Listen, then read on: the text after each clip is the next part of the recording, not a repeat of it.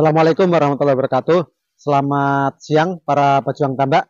Kali ini kita akan mengulas tentang cara aplikasi dan manfaat fotosintesis bakteri atau yang sering kita sebut dengan PSB dalam budidaya udang faname. Jadi fotosintesis bakteri ini adalah probiotik yang mengandung rhodobacter yang berfungsi untuk mengurai lumpur atau kandungan amonia yang ada dalam tambak-tambak kita selama budidaya. Selain itu juga PSB ini mengandung nitrogen yang berfungsi untuk pembentukan kualitas air. Jadi sama seperti yang ada dalam kandungan urea. Jadi PSB ini sangat bermanfaat untuk perbaikan kondisi lingkungan, terutama lingkungan budidaya, kemudian juga perbaikan kualitas air. Selain itu, PSB juga akan berfungsi apabila air tambak atau air budidaya kita buang ke saluran outlet. Jadi masih bisa bekerja untuk menetralisir amonia dalam saluran outlet. Kemudian apabila ke sungai juga masih akan berfungsi. Kembali ke laut pun bakteri rhodobacter yang terkandung dalam PSB juga akan berfungsi. Untuk aplikasinya dalam tambak kita yang umum di Pasena ini adalah dengan ukuran 2000 meter, itu kita bisa menggunakan 10 liter di awal persiapan tambak, yaitu dengan ketinggian rata dasar itu kita berikan 10 liter, kemudian kita kincir biar rata, kemudian kita naikkanlah air lagi sampai ketinggian siap tebar, biasanya di ketinggian 80 atau 100 cm, itu kita berikan lagi 10 liter. Kemudian kita lakukan penebaran benur. Setelah tebar benur, kita memberikan dalam tambak kita itu dengan ukuran 3-5 liter setiap minggunya. Jadi itu akan menjaga kualitas air selama kita berbudidaya udang. Demikian kawan-kawan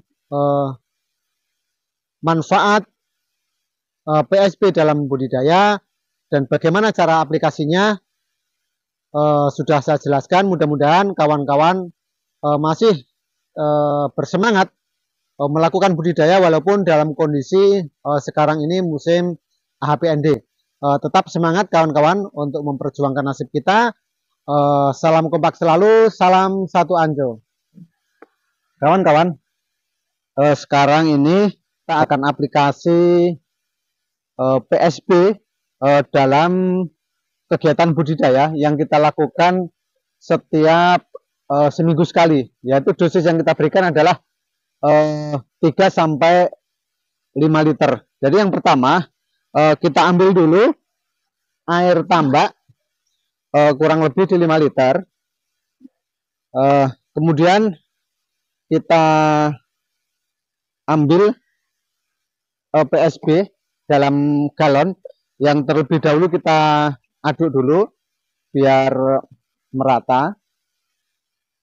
Setelah itu kita ambil di kurang lebih kita ambil 3 liter. Tuh.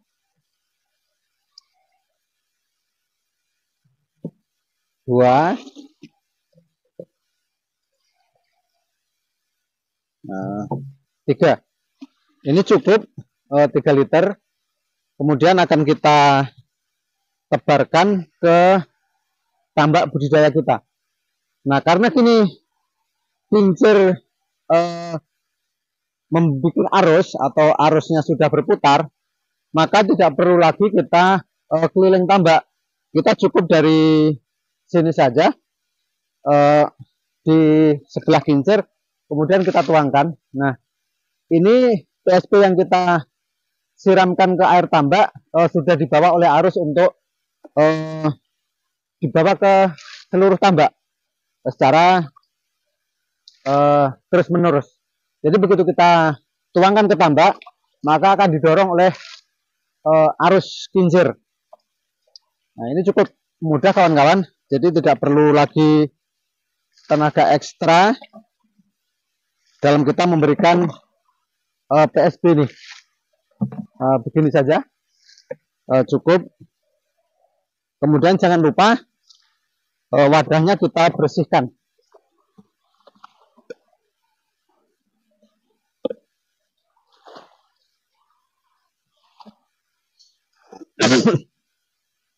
Begini kawan-kawan, cara aplikasi PSB atau fotosintesis bakteri.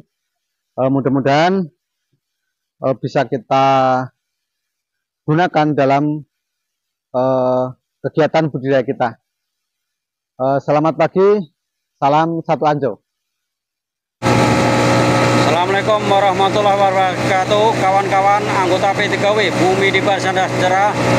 Inilah aksi nyata dari BPI BD Sejahtera, dalam hal ini Biro Budidaya.